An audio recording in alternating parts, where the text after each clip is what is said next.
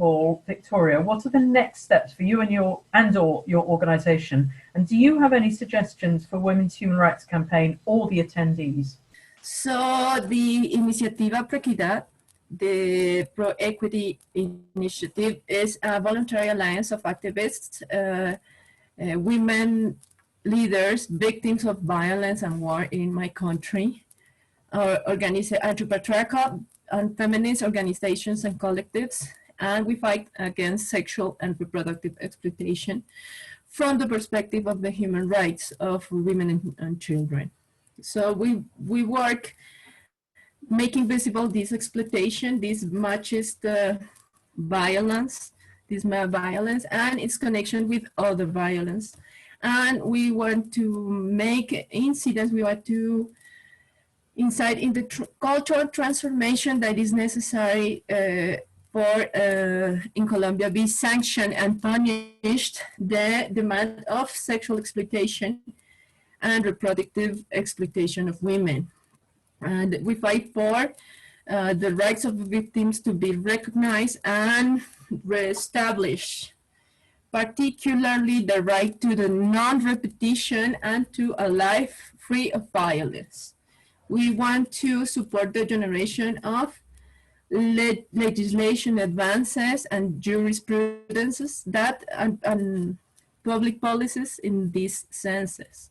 So we have a team of very smart lawyers that take on these violence cases, that defend victims of the prostitutional system and human trafficking, and also what is called domestic violence. So we want to strengthen and articulate actions with the women victim leaders and survivors that work actively to visualize this violence, and the necessity of acknowledge and the reparation of the victims' rights of the victims of the sexual exploitation in my country. We want to strengthen the confirmation of a national abolitionist movement that is regionally articulated and globally also. We want to associate with activists, organizations, and other feminist collectives in other regions of the country, and we are working in the nucleus group in Bogotá that also comes with the presence and support of Objetores del Patriarcado, which is the patriarchy of objectors, that are a group of males that are in our support.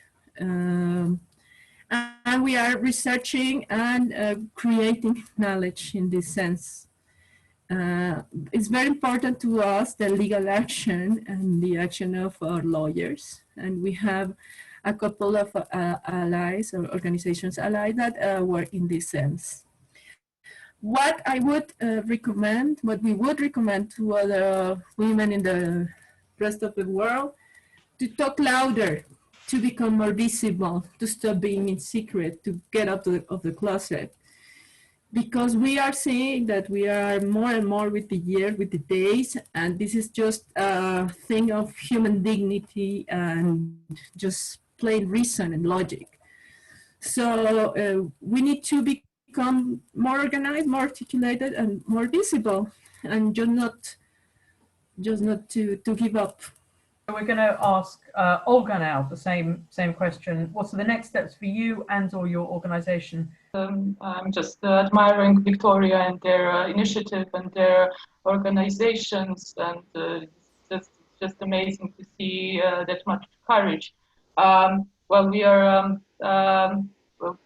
personally, I have a small podcast on YouTube only in Serbian, just to balance out the noise on YouTube, because there are a lot of transgender influencers, not a lot, but they are influential transgender people on YouTube, and young people are being fed these lies and basically are being indoctrinated. So I just wanted to have this an alternative, a place where they can hear an alternative opinion, because they're all a lot of them are drinking Kool-Aid And I think what I would personally like to see is cooperation in the region, on Balkan.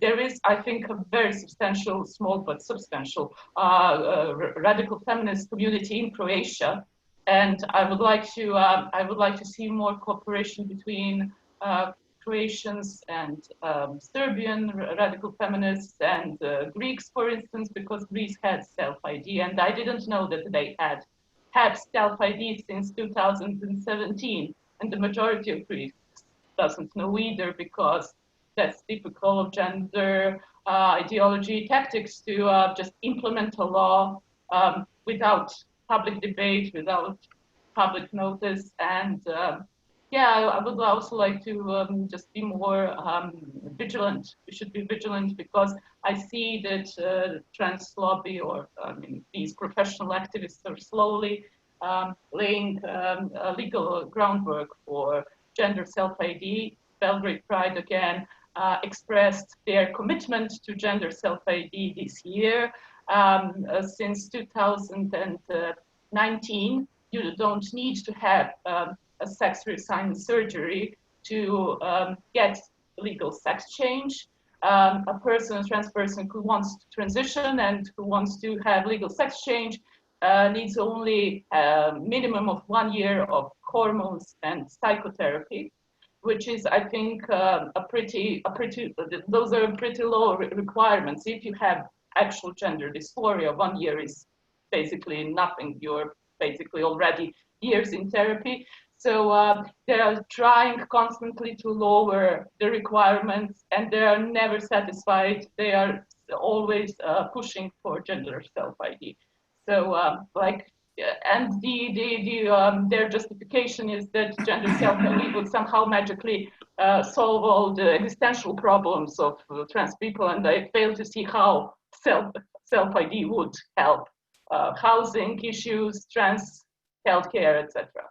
So what I think we need more lawyers and yeah, more vigilance. That's what I would like. Now we're going to Heli. What do you think are the next steps for you, your organisation? I think the only way forward is to gather privately in small groups of women. I don't think there's anything else that we can do at this moment in time.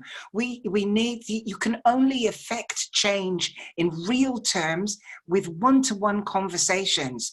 And so many young people have just like swallowed this whole thing hook, line and sinker, that we have to, there is a huge difference energetically when you spend time with just women. And I don't know any young women who've actually experienced that space.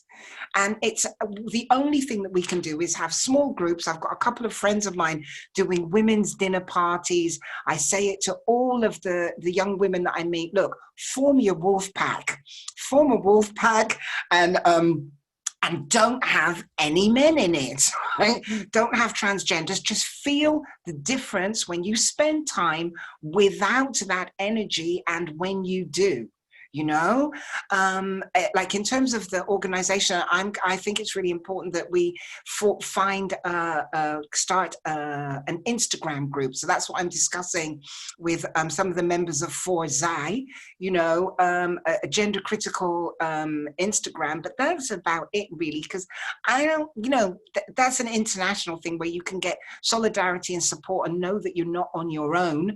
But in reality, the only way that we can do anything is in the one-to-one discussions with specifically young women, until we know that we have, you know, the radical feminist movement came out of women's consciousness raising, which happened at bourgeois middle-class women's dinner parties that men dismissed, you know, but that consciousness raising, that politicization one-to-one ended up as a massive movement. I mean, in privacy, I mean, not necessarily, I'm talking about in people's homes. I'm talking about have a dinner, you know, and invite only women to your dinner and do it every month. you know, and have a group of women every month where you choose the women that you invite in, so that when you all more or less are saying you're agreeing with each other, then you can invite women in who don't agree, not to attack them, but just to, you know, yeah, that's what I mean. Not secrecy, do it openly. Like, I'm just having a women's dinner, you know?